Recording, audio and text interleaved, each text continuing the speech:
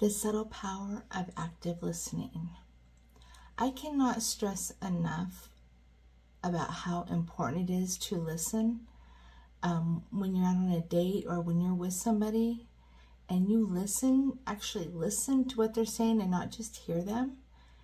It is a huge show of respect. And not only that, you can gain a wealth of information about somebody if you just simply listen.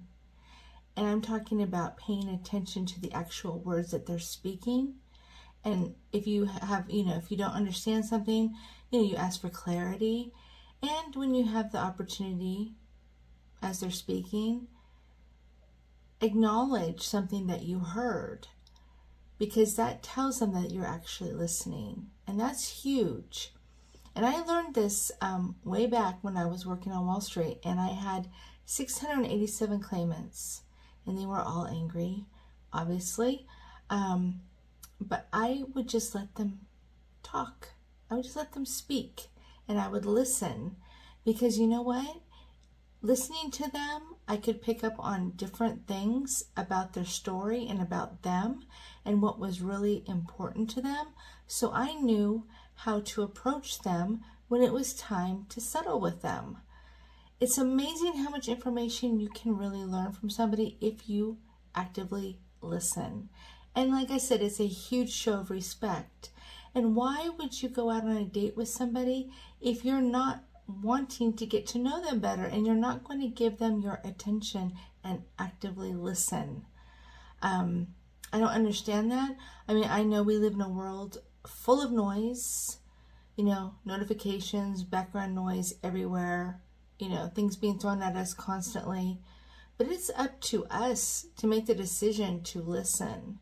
And if you're going to take the time to go out on a date with somebody, be ready to listen, because that's how you're going to learn about the person.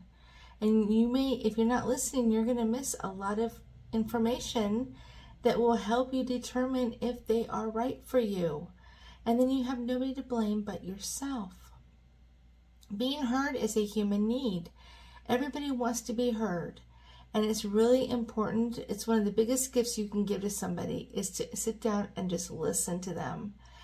And it's so amazing how this transformation happens. Like I said, I used it when I worked on Wall Street, and I would have people yelling at me in the beginning, and at the end, I would be crying with them because I felt so bad after hearing their story, and they knew I was listening, and they were so grateful that somebody was actually willing to listen.